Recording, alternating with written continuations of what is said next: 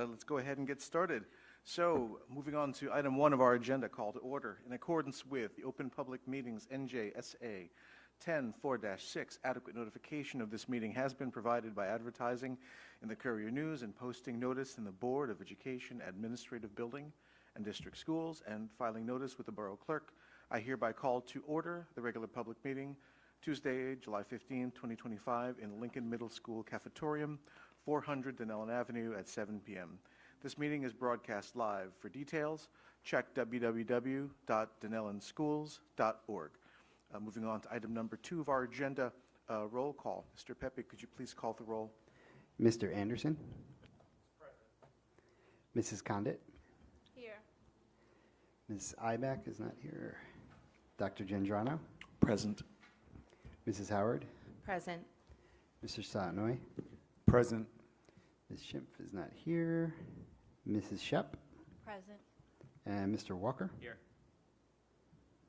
Okay, we have a quorum. Okay, thank you, Mr. Pepe. Moving on to item number 3, executive session.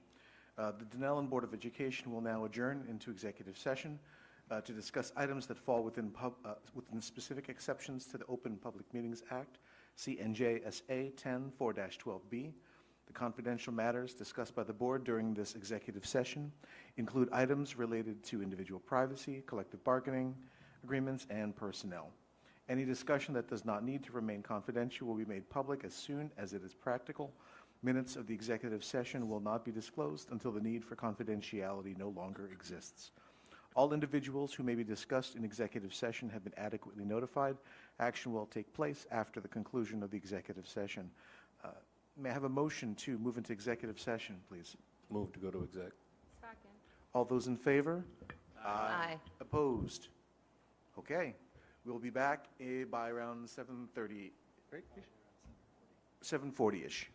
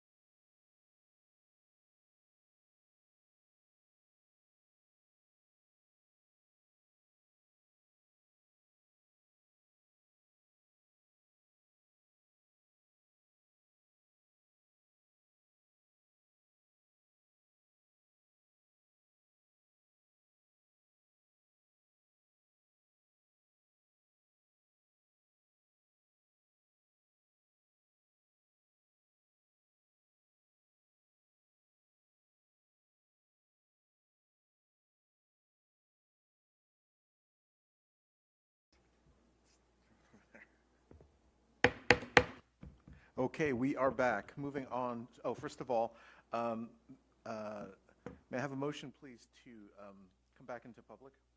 Move to go back to public. Second. All those in favor? Aye. Opposed? Okay, moving on to item number 4, the Pledge of Allegiance. Flags over there. I pledge allegiance to the flag of the United States of America and to the republic for which it stands, one nation, under God, indivisible, with liberty and justice for all. Will you all please remain standing for a moment of reflection and respect for our troops serving throughout the world, our troops who have served, and our troops who have made the ultimate sacrifice in the name of our United States of America. Thank you. Moving on to item number 5, approval of minutes. Looking for a motion to, for 5A to approve the minutes from our June 10th meeting. Motion to approve. Open for questions or comments. Last call. Okay. Mr. Pepe, could you please call the roll? Mr. Anderson, Yes. Mrs. Condit, Yes. Dr. Gendrano, Yes. Mrs. Howard, Yes. Mr. Saanoy, Yes. Mrs. Shep, Yes. Mr. Walker. Yes. Motion passes. Fantastic. Moving on to item number 6, President's remarks. I do not have any prepared remarks tonight. Surprise, surprise. But just want to say happy summer. Hope everyone's okay with the two storms that we've had recently. So I hope you guys are okay. We have, even though it's the summertime, we have a bunch of things going on, and yeah, looking forward to starting up school. So I'll just leave it there and keep it short. So moving on to item number 7, Superintendent's report. Turn it over to Mr. Ross. Thank you, Dr. Gendrano. We'll start the superintendent's report with our report out of the spring 2025 NJGPA, and we have Mr. Lynch with us to prepare that report. So if we could have the screen. Oh, right. Get out of the way here.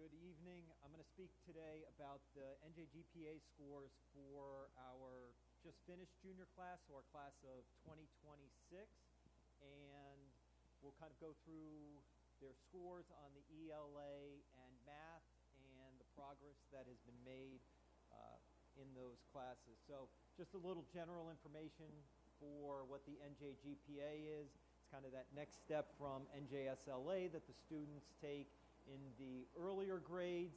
They've got the ELA component and then the math component. There are 2 sections of ELA, 90 minutes each, and then math, 90 minutes each is that as well. Again, as you can see here, students need to hit a minimum passing score, which the state has determined as a 725. And if they do not meet that, then there are other assessments that we can give for the students to meet as far as the graduation is concerned.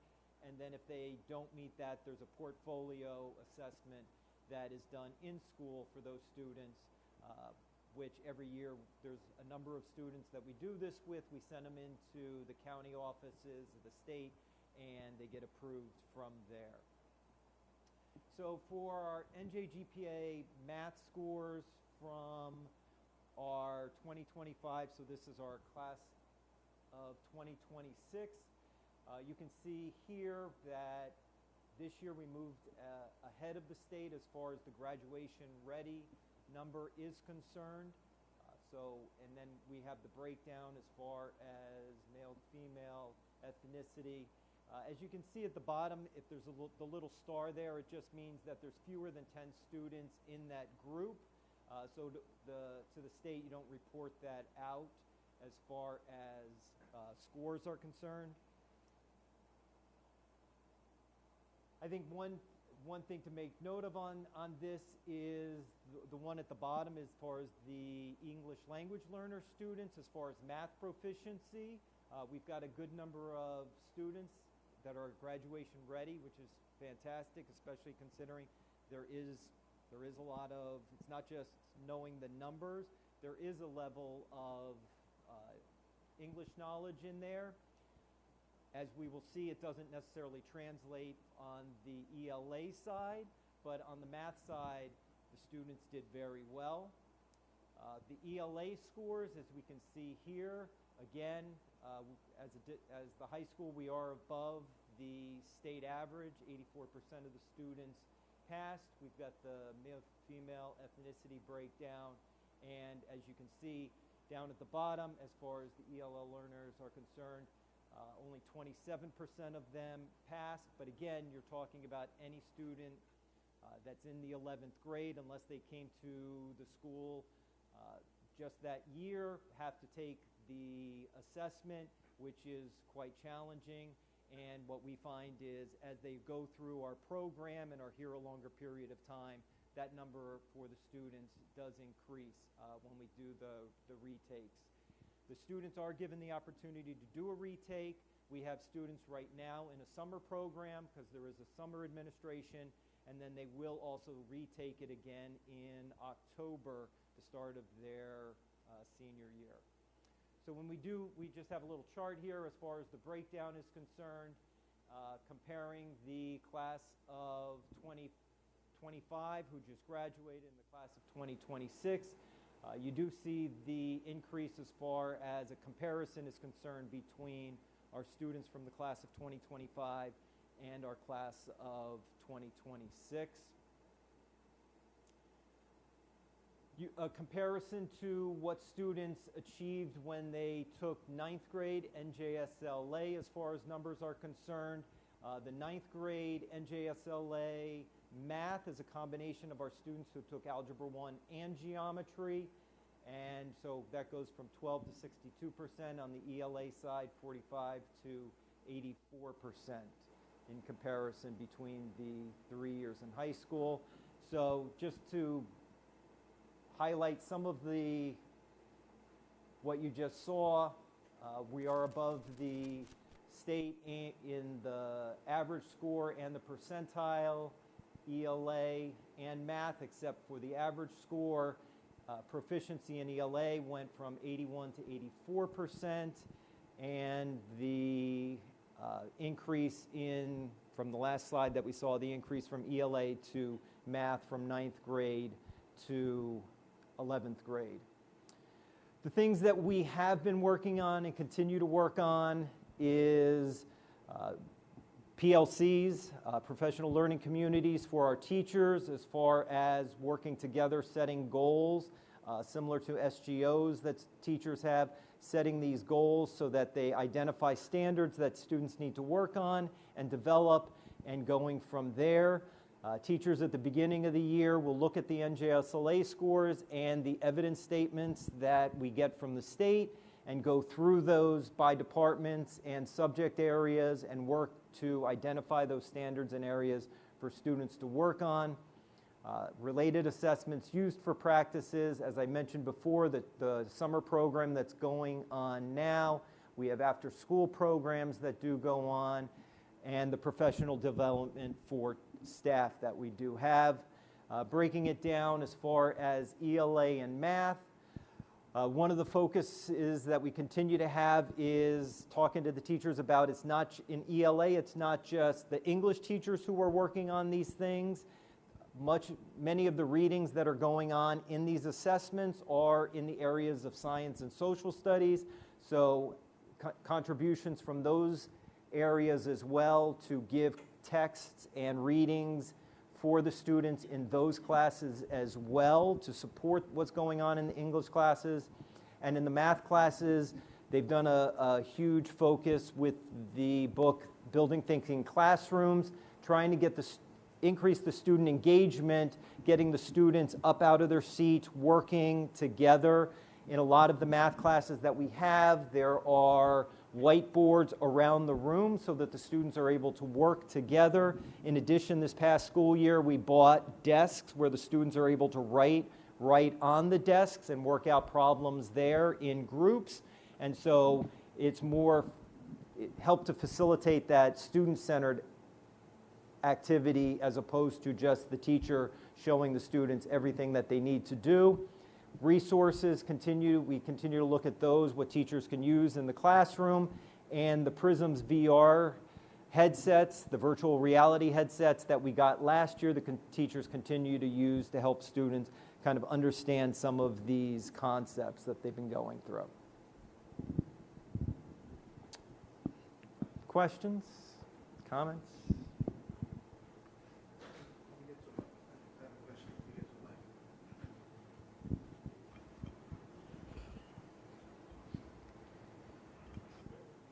He's got a question.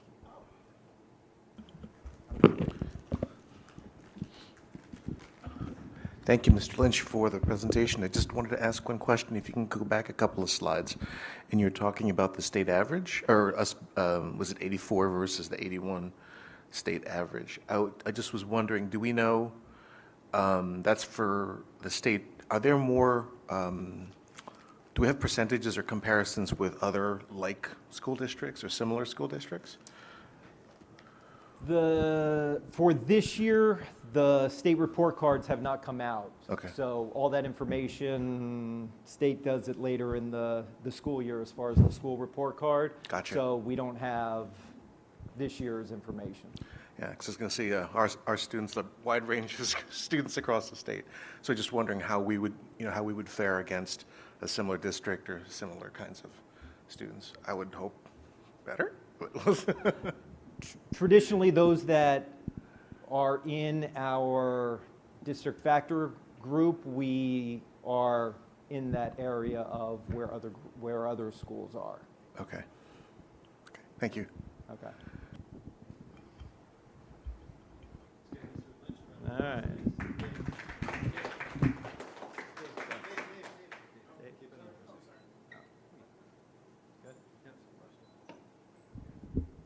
I just want to I want to just highlight 2 points that Mr. Lynch discussed, which I think are important for us to talk about. And we will look at the DFG information and the county information just to see how the district has fared. But first of all, this presentation is available on the website, so you can take a look at it certainly at your leisure. But there are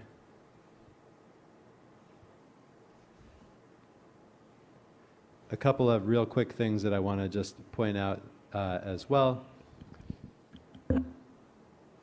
We should name the projector Godot, right? Waiting for Godot. Yeah. Yeah. There you go. No? It is, yeah. You just turned me off. Yeah. Our students well, and the programming is strong. And so I want to thank Mr. Lynch, obviously, and his team for all of their efforts and the support that's been given. We're continuing to expand, as Mr. Lynch outlined, the supports for our 11th grade students. But I just wanted to leave you with those 2 pieces of additional info. So thank you. Thank you again. All right, you can turn it off. Mr. Ross, Yeah. do we have the data from, how long have we been given this assessment?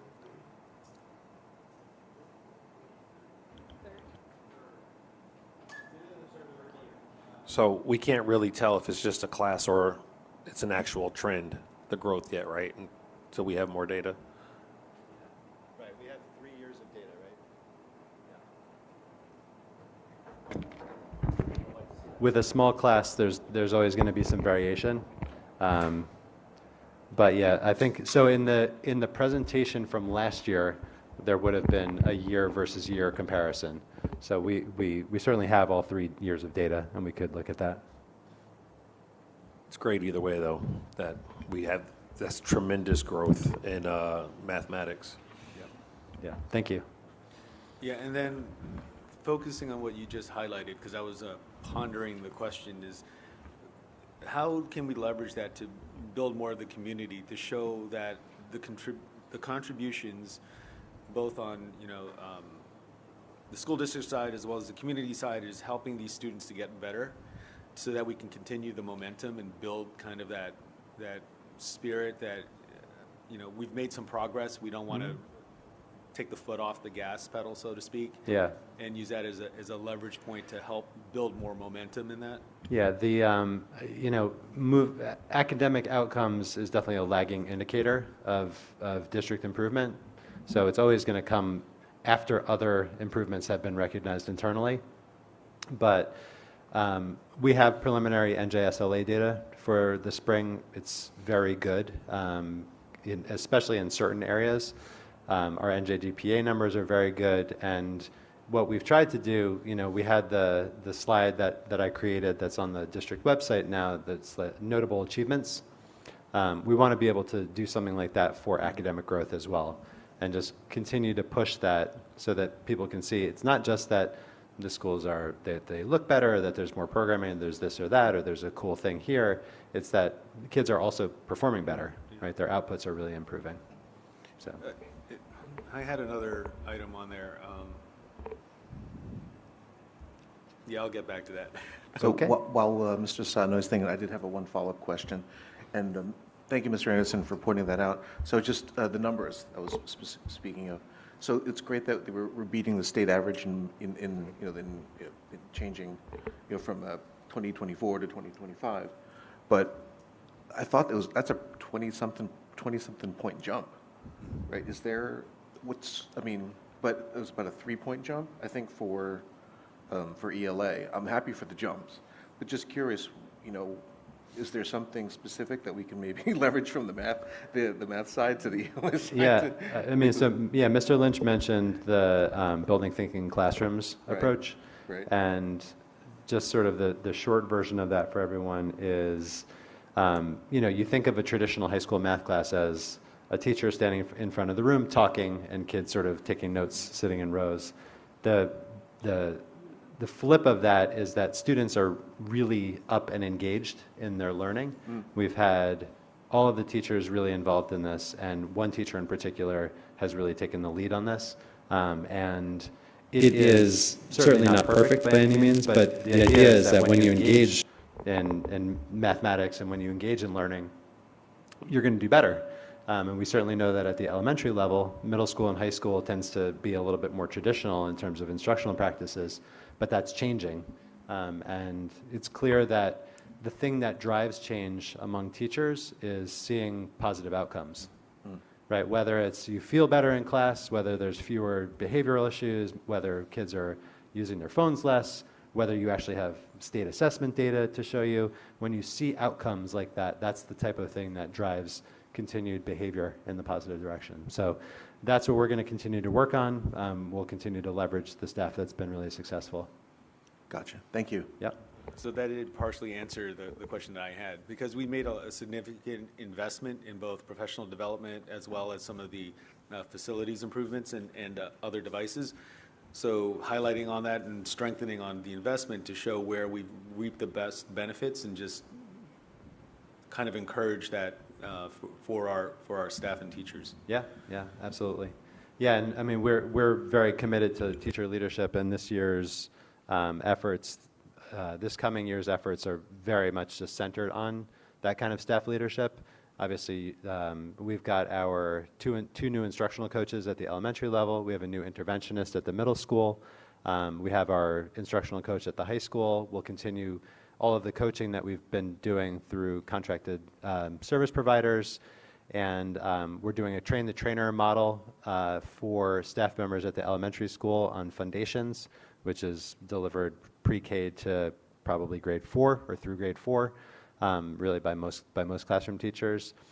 And then we're doing the Learning Experience Leaders program, which is going to help strengthen PLCs in the district. PLCs are really the central conversation point for data discussion among teachers and district improvement. And so there's a lot that is really pushing towards that. So the goal is to have that result in something tangible, like improved test scores, improved climate scores, improved teacher satisfaction rates, those types of things. So, thank you. Thank you all. Mr. Lynch, have a wonderful evening. Thanks. All right, so I'll continue with my report.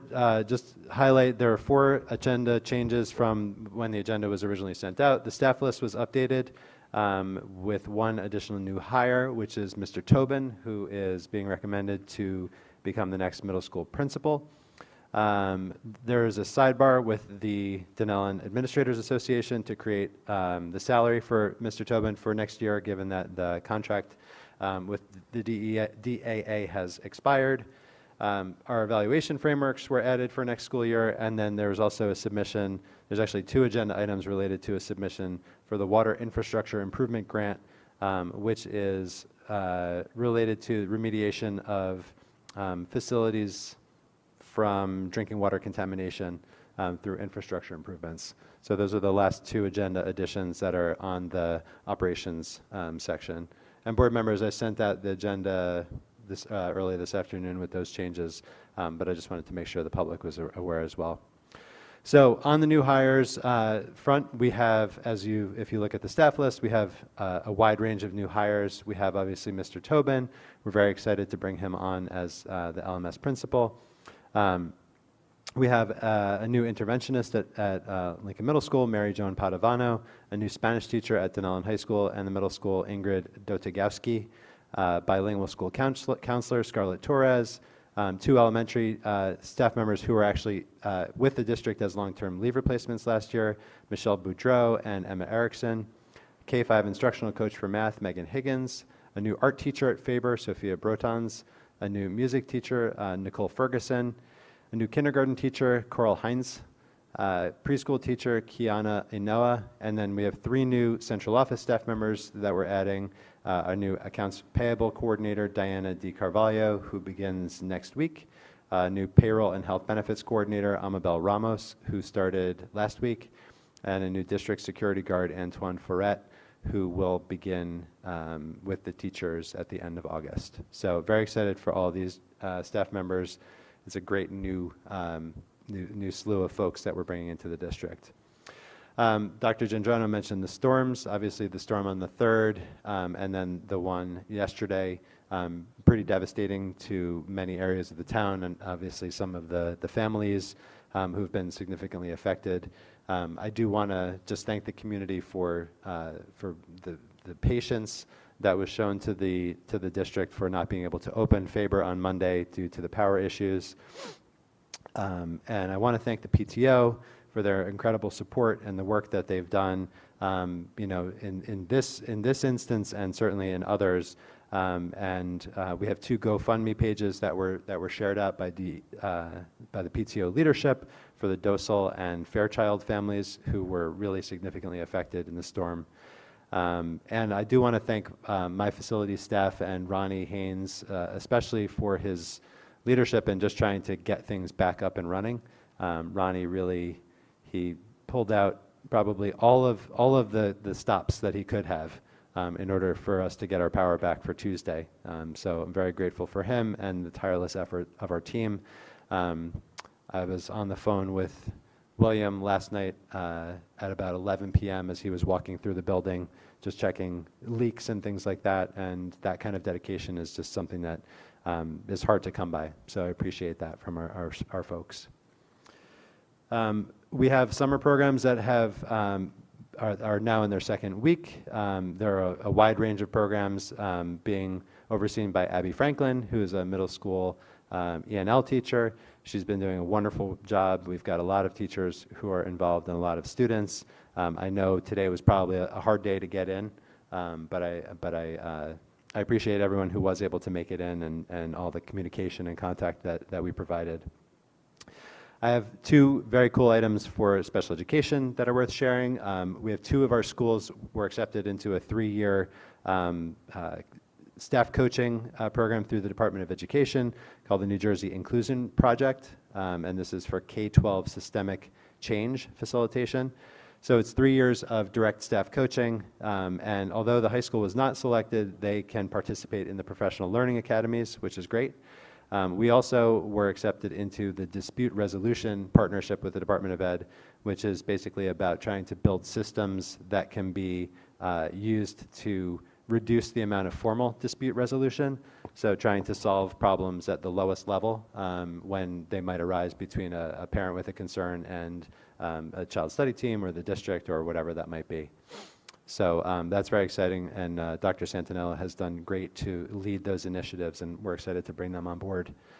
We have a lot of goal setting that's being done this summer, and we'll sort of talk about over the next couple of months. We will talk about the district goals, the proposed district goals, but we've got our work continuing with Studer, where we will be working on dashboarding, many of the efforts that we're looking at. We also have some priorities that we'll be discussing throughout the year: PLC implementation, which I mentioned before, MTSS, multi-tiered systems of support implementation, looking at student attendance and chronic absenteeism. We have a lot of curriculum implementation that's going to be a little bit more systematized, and we're going to be using Atlas to house and update our curriculum. We will continue with the rounding conversations with staff members, which yielded a tremendous amount of really positive feedback last year, and instructional walkthroughs as well, which definitely need some updates from last year. We'll also be working with the Labor Management Collaborative, and I'm happy that the DEA has just been a wonderful partner in this. So we have 2 trainings that are coming up with the LMC on August 14th and August 21st, and we'll have a team of our administrators and staff members trained on that initiative. We have 2 updates at the middle school for facilities. We have a new art room and a new STEM room that are being built, and that will allow our art teacher and STEM teacher to have a full-time art and STEM schedule, respectively. It also frees up scheduling quite a bit because there will be more periods available for elective courses. We've worked with Jason Erdreich, who has been a great partner of ours for a couple of years in this area, and we have furniture and machinery and materials and supplies and things like that that we will be purchasing. And the rooms, when school starts, they'll probably be about 80%, 85, 90% done, but certainly usable for instruction and safety training and that sort of thing. But it's very exciting. We're very excited to get some more instructional space out of this building. Space is very tight, but the team has been really creative in terms of trying to find solutions.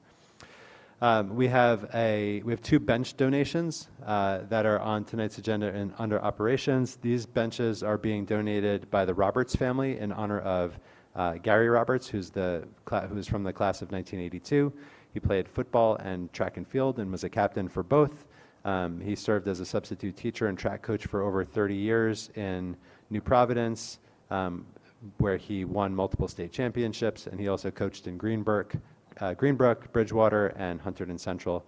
Passed away in January in 2018, and his wife started the Gary Roberts Scholarship about 5 years ago, which is awarded to a Dunellen High School graduating senior. So we're very grateful to the Roberts family for their donation. The benches are they're blue, and they will be placed on the front walkway of the high school facing each other.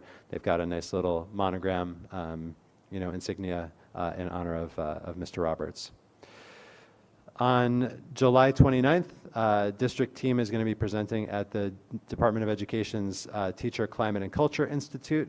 I will be there along with Ms. Drapkin, Christy Johnson from Faber, and Patty Bodak from Dunellen High School. We have over 600 attendees who will be in attendance for the event, so it's going to be great. And we're excited to share the work that we've been doing through the Climate and Culture Grant. We have 2 grants that we are currently working on. The first is the Expanding Innovations in Teacher Climate and Culture, which is the second grant for this. This was a $61,250 grant. And we also have the AP Course Expansion Grant, which is a $50,000 grant. We have a summer AP boot camp that we're starting for the first time this year, and so we're very excited to bring that to students and give them some more opportunities for learning. We had just an update on the Universal Pre-K grant. We had a meeting today to talk about interior design of classrooms. Mr. Pepe was there, and Mr. Tennant was able to provide his feedback as well. We are still anticipating construction documents to be ready by the end of August, and we hope to have the bid opening still in September. And then the last item, just briefly, I know that politics is not something that we talk about a lot here, but politics is something that is affecting what we can do in the district and certainly across the country. We are, one of however many districts. There are 6,000 districts in the country who have not yet received our federal funds.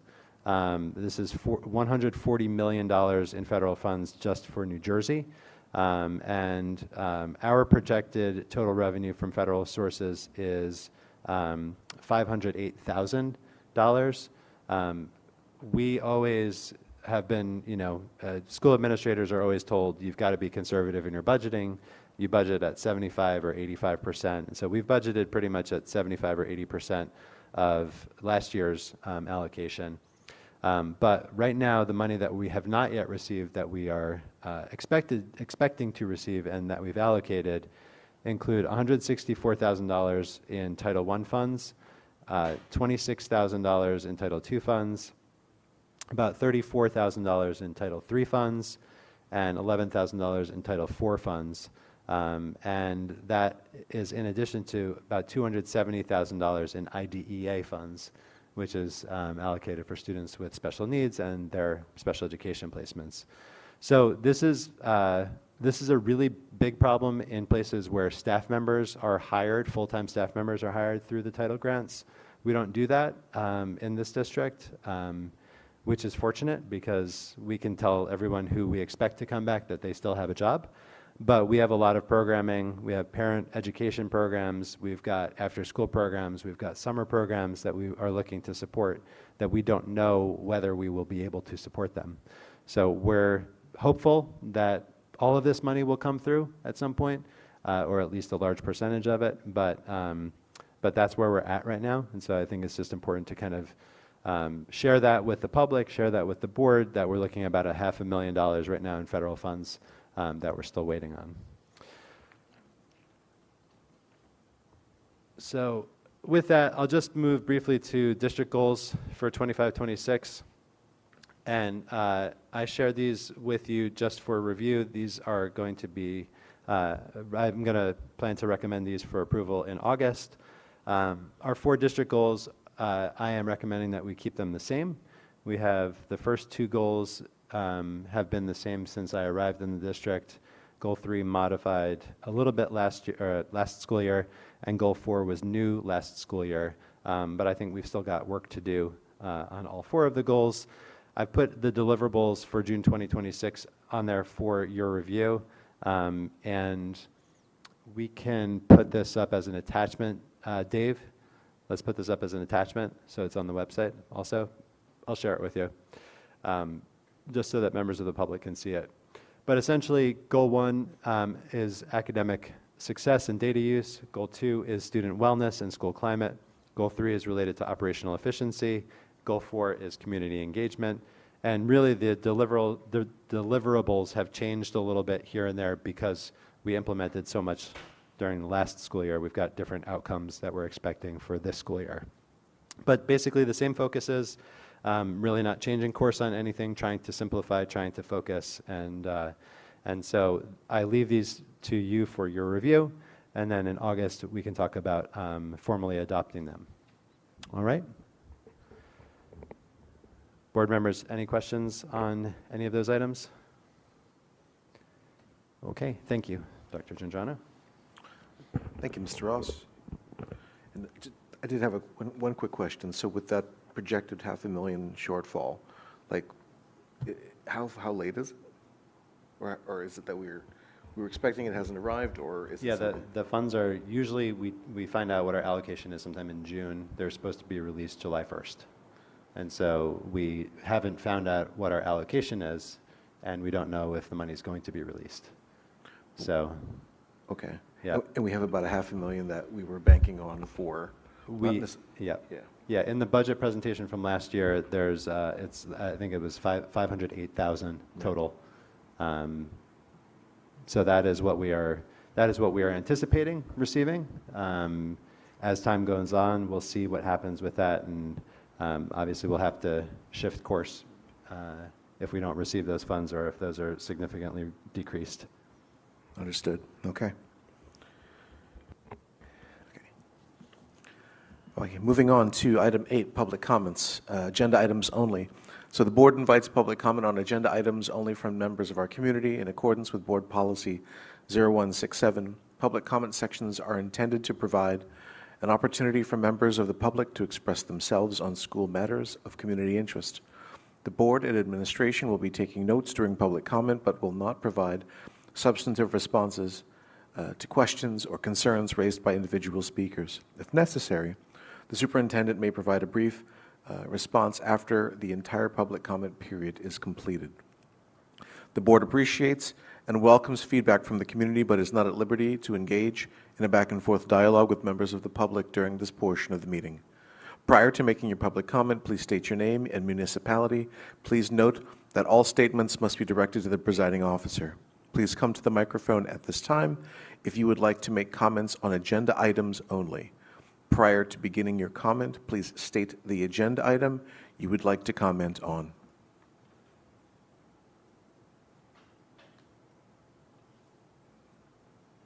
Last call? Okay. Moving on to item 9, education discussion items. We'll move pass the baton over to Mrs. Howard, our chair of the Education Committee, to take us through what was discussed in the committee, Education Committee. Thank you. At this month's Education Committee was attended by myself, Ms. Ibeck, Dr. Gendrano, Ms. Drepkin, and Mr. Ross. The Education Committee met on July 7th and discussed a number of items, including updates on the district's goal-setting process for the 2025-26 school year, the approval of a student to DHS through the J-1 visa process, a new grant-funded initiative called the Learning Experience Leaders that empowers educators to support their colleagues on PLC implementation, curriculum mapping, and artificial intelligence. The district's new partnership with the Labor Management Collaborative, which is an NJEA-led initiative to help empower staff in decision-making, information about the district's ongoing summer programs, special education supports that have been awarded through the NJDOE, and a variety of other items and confidential matters. Thank you. Thank you, Mrs. Howard. So moving on to item number 10, education action items. Looking for a motion to approve 10A through G as a block. Approve 10A through G. Second. Open for questions or comments? Just want to note that item C is the J-1 visa, and I believe this was the Italian student. Right. It'd be wonderful to have them join us in the fall. That would be fantastic. Last call, questions, comments? Okay. Mr. Pepe, can you please call the roll? Mr. Anderson, Yes. Mrs. Condit, Yes. Dr. Gendrano, Yes. Mrs. Howard, Yes. Mr. Satinoy, Yes. Mrs. Shep, Yes. Mr. Walker. Yes. Motion passes. Wonderful. So moving on to item number 12, personnel. Item number 11, personnel discussion items, personnel committee report. So I'm the chair of that committee, and we'll read the report. Present in the meeting, the personnel committee met on July 7th and discussed a number of items. In attendance were myself, Mr. Anderson, Mrs. Shep, and Mr. Ross. We discussed hiring, resignations, and staff renewal items, many of which are on tonight's agenda. updates regarding the LMS principal search process, and a number of confidential items. So that is the Personnel Committee report. Moving on to 12, item number 12, personnel action items. Looking for a motion to approve 12A through M as block. Move to approve 12A through M as a block. Second. Okay. Open for questions or comments? I'll just formally congratulate Mr. Tobin, who really did an excellent job during the middle school search process, talking about his values and the incredible work that he plans to do at the middle school. We're very excited to have him. We're excited to get a different energy in the building, and I know that he has already proven himself very well so far, and very much excited to see how he does in the future. Thank you, Mr. Ross, and definitely excited for that as well. And I'd like to also thank him for his time, stepping into the interim role up until this point. Any other questions, comments? Okay. Mr. Pepe, can you please call the roll? Mr. Anderson, Yes. Mrs. Condit, Yes. Dr. Gendrano, Yes. Mrs. Howard, Yes. Mr. Satinoy, Yes. Mrs. Shep, Yes. and Mr. Walker. Yes. Motion passes. Wonderful. Moving on to item number 13, operations discussion items. I'll turn it over to, excuse me, Mr. Walker to give us an update. Thank you, Dr. Gendrano. The Operations Committee did not meet in July, but an agenda was sent out with a variety of updates, including acceptance of the AP expansion grant for the NJDOE in the amount of $50,000, the donation of 2 benches that will be placed near the main entrance of DHS in honor of Gary Roberts, DHS class of 1982, administrative appointments due to staffing changes, an update regarding the district's preschool facilities expansion grant and construction project, information about current facilities projects and other construction work being completed in the district, and a variety of confidential matters. Thank you. Thank you, Mr. Walker.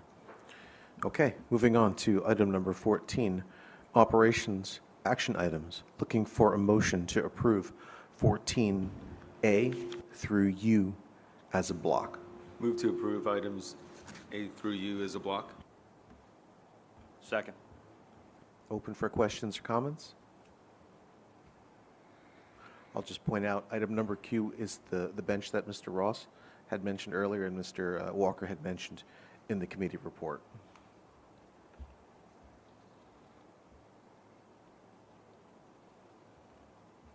Last call? Okay.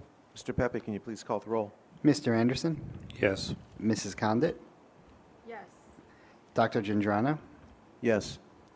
Mrs. Howard, Yes. Mr. Satinoy, Yes. Mrs. Shep, Yes. and Mr. Walker. Yes. Motion passes. Wonderful. Moving on to item number 15, old business. Anyone with old business that they would like to bring back up?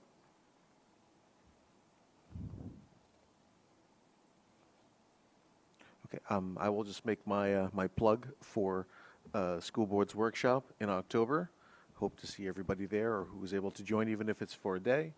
It's most definitely worth it to see what other educators, administrators are doing around the state and to learn about what is cutting edge and what is new.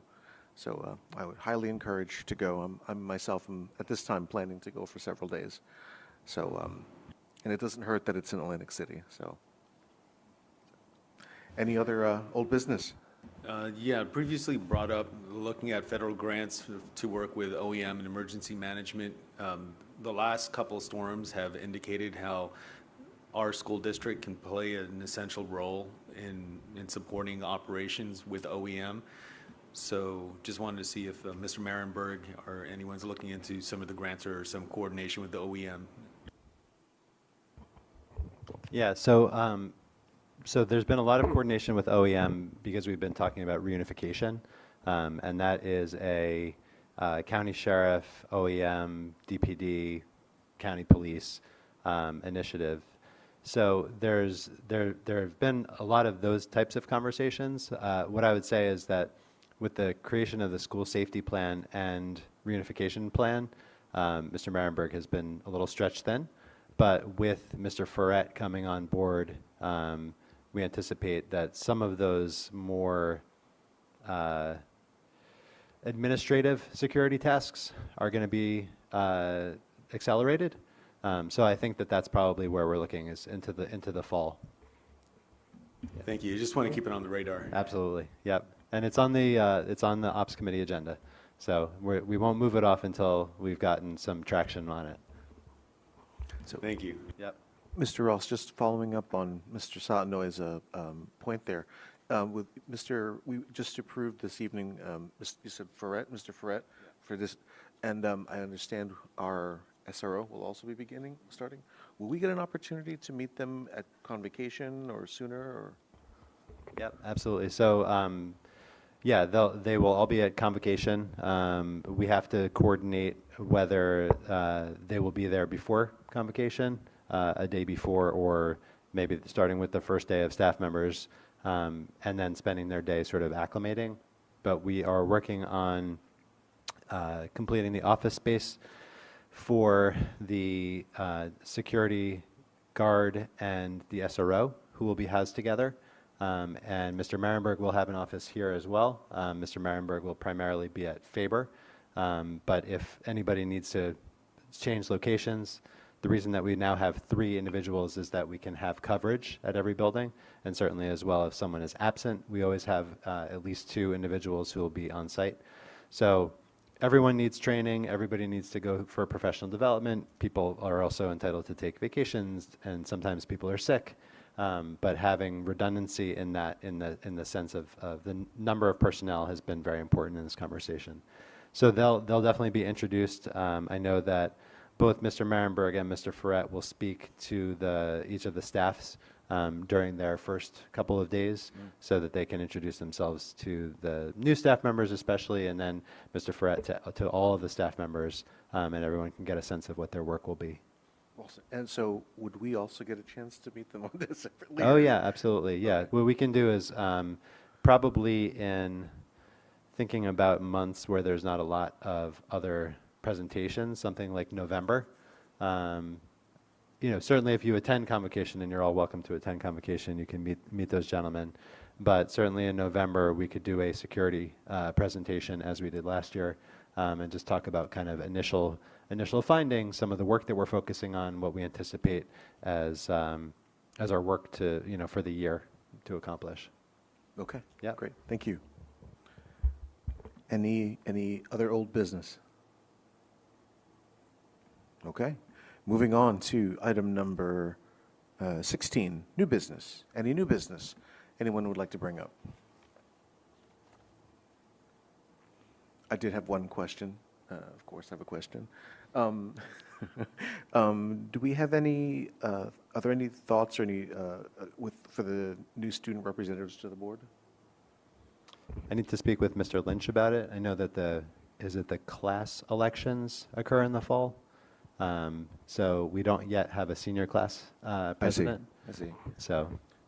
And there was something about having 2 representatives? Yeah, so Douglas was elected as the, I don't know what it's called, the executive council president, thank you.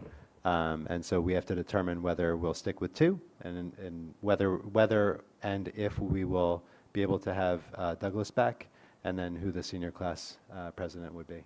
Okay. So we likely won't see them until October-ish, I'm guessing? Yeah, probably October. Yeah. Okay, cool. All right. Any other new business? I did also just want to add, if there are any, since I was going to say that since it'll probably get busy, do we want to see about any other NJSBA trainings? Since I know we did one earlier in the year. Is there potentially any interest in doing another one? Maybe put an email out. What's that? Maybe put an email out. Yeah, I'll send an email out, but I'll just put it out there after this meeting, see if there's an interest in. Are you going to include like a list of possible Yes. topics? Yeah. Yes, absolutely. Just like last time, I'll include what they can offer. Okay. All right. Any last things of new business? Okay. Moving along to item 17, President's remarks. I did want to just follow up and thank you for the reminders. So with the with the tornado, let's just call it what it was, the tornadoes that came through, as well as the water, I wanted to thank Mr. Ross and your administration and staff for first of all with the tornadoes opening up the school for the residents. I understand there were not any folks that did utilize, but the fact that we had that open and were able to open it in the event that there was, I thought was fantastic, and that we were able to support the community that way. And then for us to be very well prepared, although we did miss a day or so with what's going on here with the flooding recently, that we were able to get back to business pretty quickly, and that's incredibly impressive for us to be able to do that. The hard work that went into that is certainly recognized. So thank you to you and your staff for that. Okay. Moving on to item number 18, public comments. So the board invites public comment on any issue or topic from members of our community in accordance with Board Policy 0167. Public comment sections are intended to provide an opportunity for members of the public to express themselves on school matters of community interest. The board and administration will be taking notes during the public comment, but will not provide substantive responses to questions or concerns raised by individual speakers. If necessary, the superintendent may provide a brief response after the entire public comment period is completed. The board appreciates and welcomes feedback from the community, but is not at liberty to engage in a back-and-forth dialogue with members of the public during this portion of the meeting. Prior to making your public comment, please state your name and municipality. Please note that all statements must be directed to the presiding officer. Please come to the microphone at this time if you would like to make comments on any issue or any topic. Let's make sure the mic's on also. Yes. Oh, it's on. Perfect. Great. Good evening, sir. Everyone. How you doing? My name is David Torres. Thank you, Mr. Ross, for the opportunity. Thank you, Board of Ed, for your public service. I don't know, did you all receive my email for my request? If not, I'll just read it. Yep. You did? Okay. So in the spring, my wife and I made the decision to homeschool our son. We pulled him out of LMS. He's now going into the 9th grade. And we were in the process of enrolling him in Liberty University's homeschool program. He's a student athlete, and he really wants to play baseball for DHS.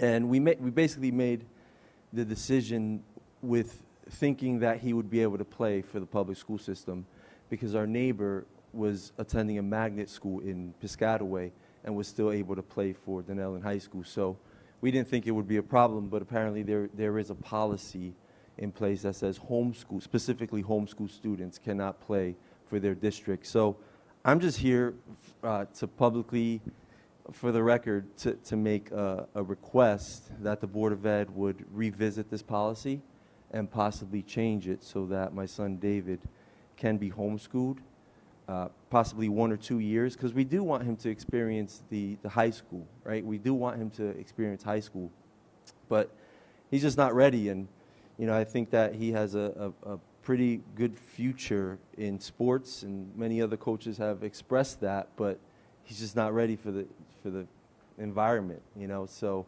I'm just trying to do what's best for my son.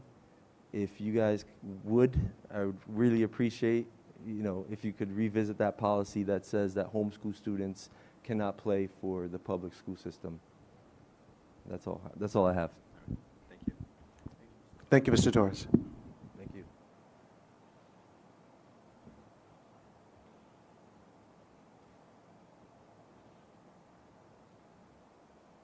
Okay. Any other comments from the public? Last call. Okay. So we'll move on to item number 19, executive session. The Dunellen Board of Education will now adjourn into executive session to discuss items that fall within specific exceptions to the Open Public Meetings Act, CNJSA 10-412B. The confidential matters discussed by the board during this executive session include items related to individual privacy, collective bargaining agreements, and personnel. Any discussion that does not need to remain confidential will be made public as soon as it is practical. Minutes of the executive session will not be disclosed until the need for confidentiality no longer exists. All individuals who may be discussed in executive session have been adequately notified. Action will not take place after the conclusion of the executive session. So at this time, we will adjourn, I guess, after. Oh, yeah. At this time, I'd like to make ask for a motion to go to executive session. Move to executive session. Second. All those in favor? Aye. Aye. Opposed? Okay, so we're going to move into executive session. After this is item 20, adjournment. We're going to adjourn from the executive session. We will be regrouping back here, same time, same channel, on August 26th. Until then, enjoy the summer. Thanks, everyone.